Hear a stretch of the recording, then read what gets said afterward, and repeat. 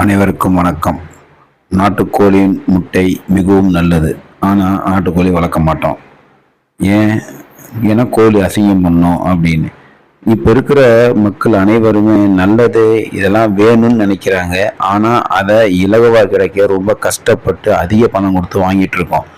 உங்களுக்கு சிம்பிளாக ஒரு வேலை சொல்கிறேன்.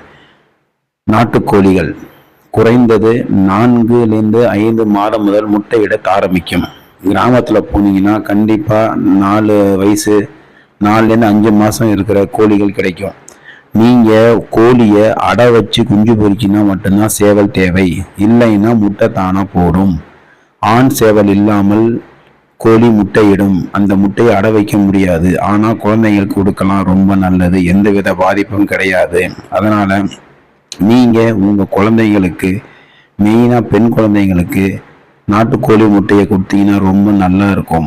அனைவரும் நாட்டுக்கோழி முட்டையை குழந்தைகளுக்கு கொடுத்து இது எந்த விதமான பாதிப்பும் இல்லைங்க. ஒரு பெண் கோழி வீட்டில் இருந்தாலே போதும், கண்டிப்பாக உங்களுக்கு 13-15 முட்டைகள் கண்டிப்பாக கிடைக்கும். நீங்கள் பயன்படுத்துகிற காய்கறி பொருள் வேஸ்டேஜை கொடுத்தால் போதும். அரிசி, தினமும் கொஞ்சம் அரிசி, காய்கறிகள், இது மாதிரி விஷயங்கள் செய்யும்போது உங்களுக்கு தரமான முட்டை கிடைப்பதோடு மட்டும் இல்லாமல் குழந்தைங்களுக்கு ஆரோக்கியமான முட்டையை கொடுக்குறீங்க. இன்னொன்று, கெமிக்கல் இல்லாத முட்டை. திரும்பி சொல்கிறேன், பிராய்லர் முட்டை கெடுதின்னு நான் சொல்ல வரல. ஆனால் அந்த பிராய்லர் முட்டைக்கு கொடுக்குற கெமிக்கல் எவ்வளோன்னு உங்களுக்கே தெரியும். எல்லாத்தையும் ஆண்ட்ராய்டு மொபைல் இருக்குது, ஆன்லைனில் செக் பண்ணி பாருங்கள். நாட்டுக்கோழிகள் வளர்க்குற ரொம்ப சிரமம்லாம் ஒன்றும் கிடையாது. உங்கள் வீட்டு மாடியில் கொஞ்சோண்டு இடம் இருந்தால் போதும். அப்படி இல்லையா, கோழி காலில் ஒரு சின்ன கயிறை கட்டி விட்டிங்கன்னா அது பாட்டுக்கு மேய்ஞ்சிட்டு இருக்கோங்க.